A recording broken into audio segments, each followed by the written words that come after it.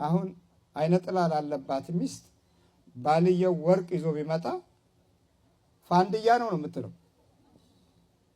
እውነቴን ነው። መጀመሪያ ባል የሆነው አይነ ጥላ ይቀራላ፣ ምቀኛ ነው እኮ። ለሷ የመጣላትን ወርቅ ምን ይሄና ወርቅ ነው ብለን ያመጣው ለመሆኑ ስንት ካራቴ ነው ይሄ ቱ ብለ ይኸውላችሁ የመጣላትን ወርቅ እኮ ነው።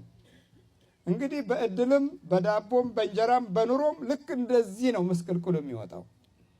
እና ወንዱም እንደዛው ነው። ድክም ብለሽ አስደስተዋለሁ ብለሽ ስትታገይ ማታ መጥቶ አኩርፎ ነብር መስሎ ቁጭ ይላል። ነብር አንበሳ መስሎ ቁጭ ይላል። እረራት ብላ አይነ ጥላ ስለያዘችው እሷ ደግሞ አኮረሰች። ሚስት አለችው ውስጡ። ያቺ ውስጥ ያለችው መንፈስ እንደ ሚስት ስለሆነች አንቺ መከራ አይተሽ የምታዘጋጁን እሷ ስትመጣ ተራዋን አንበሳ ሆና ታይሻለች።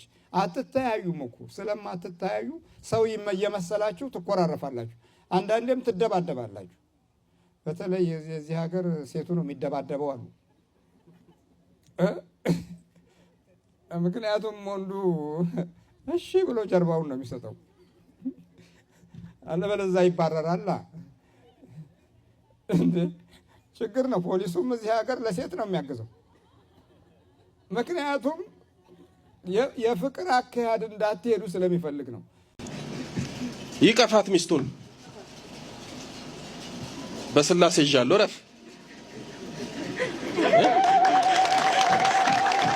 አትወድም አይደል? እሷ እኮ ትወደዋለች።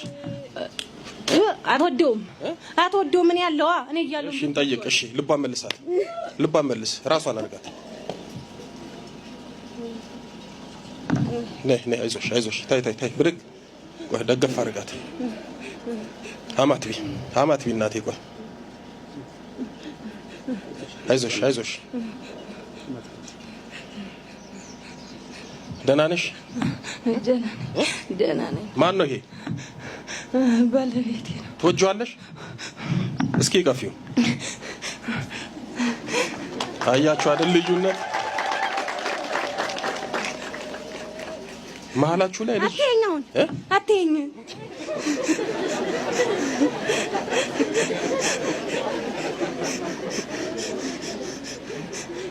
እኔንም ጠመድክ? አትይኝ። አልወድም።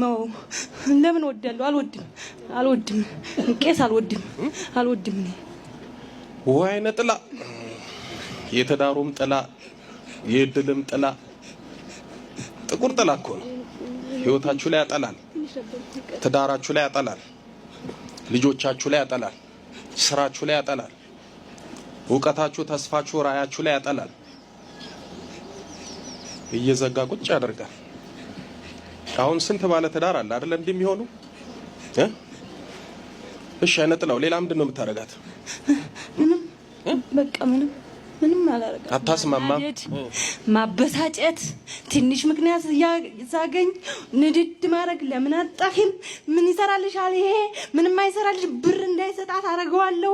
ጭንቀት እንዲፈጥር ዝላይዋ ላይ ብሩን እንዳይሰጣት፣ የሆነ ነገር ስትፈልግ እንዳይሰጣት አርግና ስጠኝ ስትለው አልሰጥም ሲላት በቃ ትተወዛለች። በቃ በዛ ገባና እኔ ሳማስላት እውላለሁ። ሳስብላት እውላለሁ። ሳማስላት አድራለሁ። 24 ሰዓት እየየ ከዚህ ሁላ ለምን አትጠፊም እላታለሁ። ከዛ ደግሞ ለምን ልማትይም? ከዛ ደግሞ ልጄ ትላለች። ባክሽ ልጅሽንም ጥላሹ ይጅላታለሁ። ደግሞ አሁን አደንዝጃታለሁ። በቃ የምንም ፍቅር የላትም። ድንዝዝ ልጇን ስትሞት ተወደው ነበር። አደንዝጃታለሁ። አሁን ድንዝዝ። እሺ ሌላ ማን አለ? በስላሴ ይዣቸዋለሁ። የምን መተት? የምን መተት? እድሏን ዝጋ፣ እንዳትሰራ ትንከራተት። በቃ ወደ ሀገሯ እንዳትመለስ፣ በቃኝ እንዳትመለስ፣ መሬቷን እንዳትወስድ ነው፣ የአባቷን መሬት እንዳትበላ። አሁን ይመረታል ግን ይላክልስ ስትባል እራሱ አልፈልግም ነው የምትለው። እሺ እድል መተት። ሌላ ማን አለ? በቃ ድግምት ቀጣ ገይዛት ና ብዬ። እሺ ምን ልታረጋት? ልጆቼን ታሳድግልኝ ነበራ። ያንተ ባሪያ? እኔ እኮ ቄስ እኮ ነኝ። ዳቆን ነበር። እኔ ቤት ገብታ ነበረ። ስትወጣ ልጄ አምጡልኝ ስትል ስቂት ስታረገን ቀጥ አድርጋ እንዲያመጣ አድርጌ ደገምኩ። ግን አልሰራልኝማ። እንኳን አልሰራልህ አልሰራ ግን ያሰቃያል። አቤት መቼም ተዳራችሁ እስራኤልና ፍልስጤም ነው አይደል? ጦርነት ዛሬ ነው እንግዲህ ሚስትን ይዘህ የምትሄደው። እሺ አባ እግዚአብሔር ጋር እንግዲህ ከርሰው ጋር እስካሁንማ ምን እኮ አይነ ጥላውን አግብተህ ቁጭ ብለህ አንተም ከአይነ ጥላ ጋር እየኖርክ እንግዲህ መቤቴ ማርያም እሷ ትድረስልኝ። እሺ ተንበርከክ። እግሬ ሰባራ እኮ ነው። እግሬ ሰባራ እንኳን ተሰበረ። ተንበርከክ። እኔ ቡዳዋኔ እግሬ ሰባራ ነው። ቡዳም አለ። ተንበርከክ በስላሴ። እሺ ተንበርከክ። ጠብቅ። አንተ ሚስትን እንሰጣለን እንግዲህ። እሺ በስላሴ ስም የታርጎ ነው። መልከኞችም በተለይ ቆነጃጅት የሚባሉትን ሴቶች ተክለቁመናቸው ጥሩ የሰውነት ቅርጻቸው ማሪፍ እንደሚባለው እንደ ዘመናዊ ቋንቋ እነዚህ ሴቶች እንዲሁም ማንኛውም ሴቶች ትዳር እንዴት ነው የሚከለክለው? ምን አይነት መንገዶችን ተከትሎ ነው ትዳር አልባ የሚያደርጋቸው የሚሉትን ነጥብ እንመልከት። አንደኛ መልከኞች ሴቶች ሲሆኑ ወይም ሴቶች በተፈጥሯቸው ከውስጥ ሆኖ አይነ ጥላው ባል ከመሆኑ በተጨማሪ ከውስጥ እያንሾካሾከ እያወራ ለትዳር የሚቀርቡትን ወንዶች ላይ አቃቂር እያወጣ የመናቅ ስሜቶችን በውስጥ በሴቶች ህይወት ውስጥ ያሳድራል። ይሄ እኮ አይሆንሽም፣ ይሄ ወንድ እንደዚህ ነው፣ ይሄ እንደዚህ ነው እያለ ከውስጥ አቃቂር ያወጣል። ወይም አይመጥንሽም፣ አንቺ ቆንጆ ነሽ፣ እሱ አይሆንም፣ ቤተሰቦችሽም አይቀበሉሽም፣ አይወዱትም፣ ለትዳር አይሆንም፣ ነገ የትዳር ህይወትሽን ጥሩ አያደርገውም፣ ስቃይ ነው ህይወትሽን የሚያደርገው የሚል ነገሮች እያንሾካሾከ አቃቂር እያወጣ ወንዶች የሌላቸውን ጸባይ አላቸው፣ የሌላቸውን ምግባር አላቸው፣ የሌላቸውን ባህሪ አላቸው እያለ ከውስጥ እያወራ ያ ወንድ ሲቀርባ ሴቷ እንድታባረረውና ከውስጥ በማውራቱ ልክ ስሜትን ያያጠፋ ለትዳር ይከለክላል፣ ግርዶሽ ይሆናል ማለት ነው። ስለዚህ የመጀመሪያው የሚከለክለው አቃቂር እያወጣ ነው ማለት ነው። ወንዶች የሌላቸውን ጸባይ፣ የሌላቸውን ባህሪ፣ የሌላቸውን ማንነት በሴቶች ህይወቱና ውስጣዊ ልብ ውስጥ ሆኖ እያሾካሾከ እያወራ ወንዶች እኮ እንደዚህ ናቸው፣ እነሱ እኮ እንደዚህ ናቸው፣ እንደዚህ ስለሆኑ ለትዳር አይሆንሽም እያለ እያወራ ይመልሳል በአቃቂር በማውጣት ወይም የሌለ ባህሪያቸውና ሰባዊ የሆነ ስነ ምግባራቸውን ከውስጥ ሆኖ በማውራት። ይሄ የመጀመሪያው ነጥብ ነው ማለት ነው። ሁለተኛ ነጥብ ደግሞ ሴቶችን ትዳር አልባ የሚያደርገው አይነ ጥላ አሁንም ከውስጥ ኩራት፣ ትዕቢት፣ የተፈላጊነት ስሜት እያሳደረ ነው። በተለይ በጣም ቆንጆ ስትሆን ተክለቁመና ካላት ሰውነት ቅርጽ ካላት ያለባበሱ አካሄድ ዘመናዊነቱና ፋሽኑን እየተከተለች በዛ ልክ የወንዶች መንፈስ በቡዳ መልክ እየገባባት ማህፀኗ ላይ ያደረ ውበቷን መናፍስቶች እየወደዱት ባል መንፈሱ ራሱ ባል እየሆነ ያገቧት በኩራት በኩል ወይም በትዕቢት በኩል እኔኮ ቆንጆ ነኝ፣ እኔኮ ውብ ነኝ፣ ማንንም ይፈልገኛል፣ በቁንጅናዬ ማንንም ወንድ ማንበርከክ የምችል ነኝ፣ ማንንም ለኔ ይሆናል የሚል ስሜቶችና ኩራት፣ ትዕቢት በቃ በውበቷ መመካትን ወይም ባላት ተክለቁመና ወይም የሰውነት ቅርጽ በዛ እንድትመካ ያደርጋል። ይሄ አይነ ጥላ አንዱ ባህሪ ነው። በተለይ ተክለቁመና ያላቸው ሴቶች፣ የሰውነት ቅርጽ ያላቸው ሴቶች በዛ ተመክቶ ወደ ዝሙትና ወደ ሴሰኝነት እንዲገቡ የፈለጉትን ወንድ በመንፈስ አንድ የሆኑትን ወንድ መንፈሱ የወደደውን ወንድ ጋር ግንኙነት እንዲፈጥሩ ግንኙነት እንዲያደርጉ ያደርጋል። ይሄ አይነ ጥላ አንዱ አሰራር ነው። ከውስጡ ነው ይሄን ሁሉ የሚሰራው ማለት ነው። ሌላው ሶስተኛ ነጥብ ሴቶችን ትዳር አልባ የሚያደርግበት መንገድ አይነ ጥላ ምርጫ ማብዛት ነው። ብዙ ወንዶች ያው ሴቶች ተመራጭ ወንዶች መራጭ የሚል ነገር ብዙ ጊዜ እናቃለን ወይም ሲወራ እንሰማለንና ብዙ አንድን ሴት ብዙ ወንድ ያወራታል። ብዙ ወንድ ሲያወራት ወንድ ደግሞ ያው መዋሸት፣ ዋሽቶ ማሳመን፣ የራሱ እስከሚያደርግ ድረስ የባቱን የቋጡን ማውራት፣ ያለ የሌለው መዘባረቅ ወይ የተለመደ ባህሪ ነው። እንደዛ ስለሆነ ሴት ያንንም ስታወራ ይሄንንም ስታወራ የመጣውን ወንድ ሁሉ ስታስተናግድ እያንዳንዱ እንደየመጠኑ ይለያይ እንጂ ሽርፍራፊ ስሜቶችን እየተፈጠሩ አንዱ ላይ የምታርፍበትን ስሜት ታጣለች። ለሁሉም ስሜት ይኖራታል። ሁሉም የየራሱ ስሜት ዲቨሎፕ ያደረገ ይሄድና ለሁሉም ቦታ ተፈጥርና ከዛ አንዱ ላይ ማረፍ ያቀታታል። ወይም አንዱ ወስና ለትዳር መያዝ ያቅታታል። ምርጫዋን ማብዛት፣ ግራ ማጋባት፣ ይሄን እንደዚህ ባረግ ይሄ ነው እያለች ጊዜዋን ትጨርሳለች። ወንዶች በዛ መሃል ይርቋታል፣ ወይም ማውቀው ጸባያን ተረድተው ከሷ ሊሸሹ ይችላሉ። ስለዚህ ምርጫ ማብዛት፣ ከብዙ ወንዶች ጋር ማውራት፣ ብዙ ወንዶችን ወደ ህይወቷ ውስጥ ማምጣት፣ ለብዙዎች የተለያየ ስሜቶችን ማሳደግ፣ ዲቨሎፕ ማድረግ ትዳር አልባ እንድትሆን ያደርጋታል ማለት ነው። ሌላው አራተኛው ሴቶችን ትዳር አልባ ወይም ቆነጃጅቶችን መልካሞችን እንዲሁም ማንኛውም ሴት ትዳር አልባ የሚያደርገው መስፈርቶቻቸውን ዳቢሎሳዊ ያደረጉ ነው።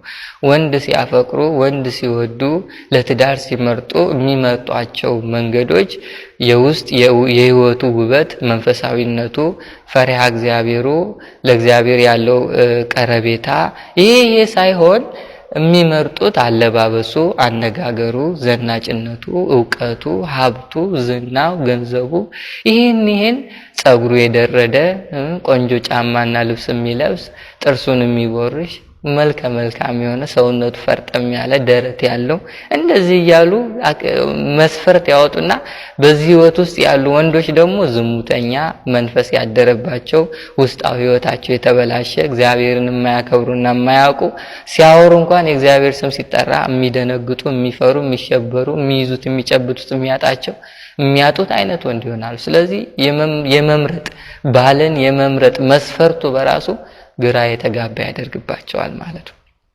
በእርግጥ ይሄ ቆንጆ ሰውነት፣ ቆንጆ ተክለቁመና፣ አለባበስ፣ ጸጉር መደረድ ይሄ የመናፍስት የአይን የውበት መሳብ በሰው ልጆች የምንሰማውና የምናየው ነገር እንዳለ ሆኖ ግን በብዛት የሰይጣኑ ፍላጎት። ለምሳሌ አሁን የትኛውም ሴት ጸጉር የደረደ ወንድ ትወዳለች፣ ወይም ድሬድ ያለው ወንድ። ግን ድሬድ ያደረገ ወንድ ከመቶ ቢያንስ ከ60 እስከ 50 ከ50 እስከ 70% ያሉት በጋንጃ ሱስ ህይወት ውስጥ ያሉ ወንዶች መለያ ምልክታቸው ነው። እነሱ ግን ድሬድ ካዩ ልባቸው ይቀልጣል። በቃ ወከክ ነው የሚሉት፣ ይቅለበለባሉ ለማውራት ሁሉ። ይሄ የመናፍስቱ ፍላጎትን መከተል ነው። ደረት ያለው ወንዶች ደግሞ ይሄን ስለሚያውቁ ጠዋት እየተነሱ አይጸልዩም፣ አይሰግዱም፣ ጂም ይሰራሉ። ሰውነታቸውን የሴቶችን ፍላጎት የሚያሟላ አይነት ለማድረግ። ሴቶችም ተነስተው በጧት የራሳቸው የሆነ ስፖርት አላቸው፣ ተክለቁመና ሰውነት ቅርጽ የሚያወጣ ስፖርት እሱን ይሰራሉ። ጊዜያቸውን እንዲያደርጉ ይጨርሳሉ። የምስጋናውን ጊዜ፣ የጧቱን እግዚአብሔርን የምታከብርበትን ጊዜ እንደማባከን የፋራዎች በአቅመ ደካማ የሆኑ ሰዎች፣ የማይረቡ ሰዎች፣ ዘመኑን ያልዋጁ ሰዎች፣ ዘመናዊና በቃ ያልነቁ ሰዎች የሚያደርጉት ነገር አድርገው አስበው ራሳቸው እንደ ዘመናዊነት እንደነቁ እንዳራዳ ቆጥረው ጧት ተነስተው ጂም፣ ማታ ተነስተው ጂም። ይሄ ሁሉ ለምንድነው? ተክለቁመናን ለማስተካከል፣ በሴቶች አይን ውስጥ ለመግባት፣ በሌላ በኩል በቡዳ ለመበላት ጥቅም አለው። ዝም ብሎ ነው ሁሉና አመራረጥ ላይ እንደዚህ አይነት ምርጫ መስፈርት አድርገው ባል ያጣሉ። ዝም ብለው ከነውበታቸው ከነተክለቁመናቸው ቆሞ ይቀራሉ ማለት ነው።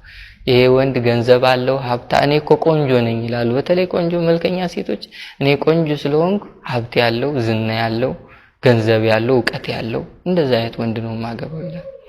ኧረ ተው፣ በገንዘብ ውስጥ በሀብት ውስጥ በዕውቀት ውስጥ የሆነ የተደባበቀ ነገር አለ።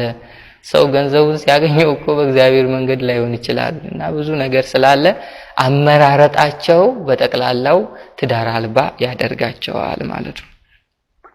ሌላው ሴቶች ወይም መልከኛ ሴቶች ትዳር አልባ አይነ ጥላ የሚያደርጉበት መንገድ ፍቅረኛ ከያዙ በኋላ፣ እጮኛ ከያዙ በኋላ የፍቅር ምቾት ማሳጣት፣ ዝም ብሎ መነታረክ፣ መጨቃጨቅ፣ ባለው በሌለው አለመስማማት፣ ስልክ አላነሳችልኝም ጠብ፣ ከሌላው ጓደኞቿ ጋር አወራች ጠብ። በቃ ዝም ብሎ የፍቅር ህይወቱና በግንኙነት ውስጥ ያላቸው የፍቅር ጉዞ ቁስል የበዛበት እንዲሆን፣ ምንም ሰላም የሌለው፣ መረጋጋት የሌለው፣ መስማማት የሌለበት እንደ የፍቅር ጣዕሙ የመጀመሪያ ጊዜ ሲፋቀሩ ያለችው ስሜት ትኖርና ከዛ በኋላ ለብዙ ጊዜያቶች እየተቋሰሉ ብቻ እንዲኖሩ የፍቅር ጣዕምን ሳያጣጥሙ፣ በዛው ልክ ደግሞ